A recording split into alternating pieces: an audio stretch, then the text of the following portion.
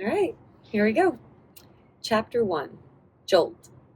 I blink into the blinding white, confused. What am I seeing? The packed dirt is gone. A sea of white fluff blanketed it overnight. Suddenly, the dusty flatlands around Janessa's trailer are pretty, beautiful even, but unrecognizable. Where is her lava rock yard, ugly like Mars? Where are the round green cow patties, the horseshoes she and Jude had been threatening to throw at me yesterday?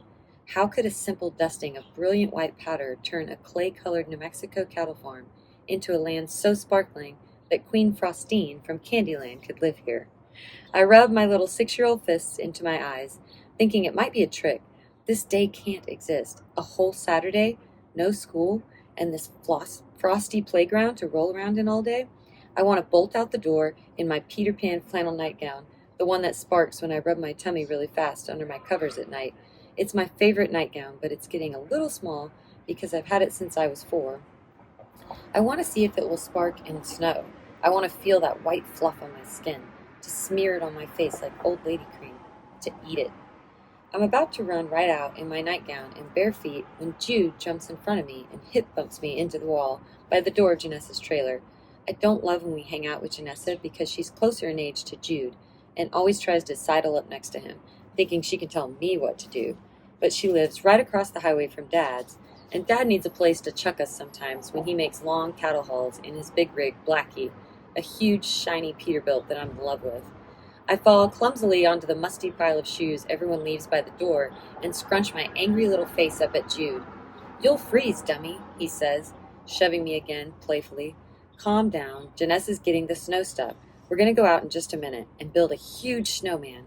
His arms fly out in a circle. We, all of us, I think. Jude and I and stupid Janessa. I beam at Jude and pee a little. It's all so exciting. The first time I've ever seen snow. Janessa comes from the back of the trailer, her arms stuffed with old ski pants, mismatched jackets, several pairs of rubber mud boots we use when we help her scoop cow patties, and a wadded up handful of men's tube socks, better known to us as mittens or puppets, depending on the occasion. Janessa lords over the pile, doling out each piece to us with dramatic flair so she remains in charge. She hands one sock delicately to Jude, watching him slide it up his slender milk arm. She's hoisting the others up in the air, so I have to jump and snatch at them as she hands Jude a toboggan and watches him put it on. I've got a long white men's sock on my left arm with 3 rings at the top, 2 blue, 1 red that bunches under my armpit, and a 2 blue ring number on my right that fits much better around my elbow. They're cinched under a scuffed yellow puff jacket with my nightgown tucked into a pair of oversized camo pants. I'm ready. I'm clapping my sock-clad hands together as Jude pushes the trailer door open. Then I see it, a glistening sea of white.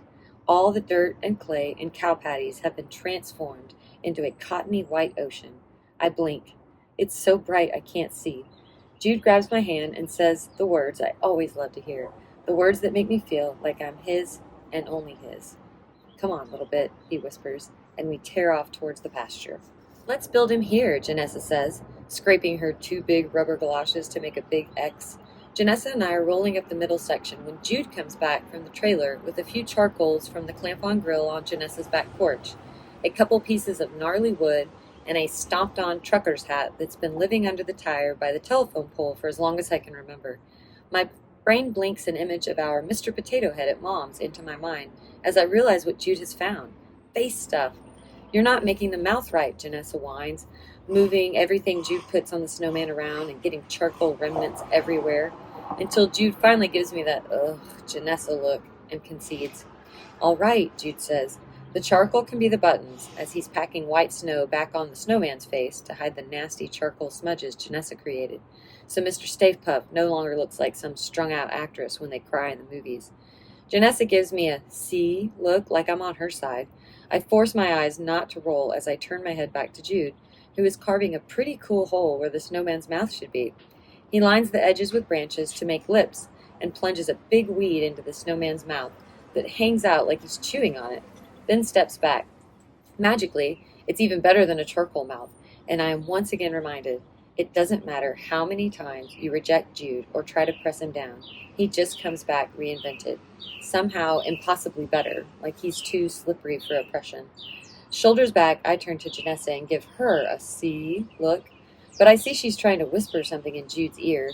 Jude is leaning far away from her, craning his neck and pleading to me with his eyes. I know why. Janessa has really bad breath.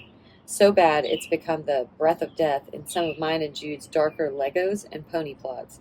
I pinch my nose like I'm smelling something stinky and begin pulling off one of my sopping wet tube socks to try warm my frigid, blistered pink hands.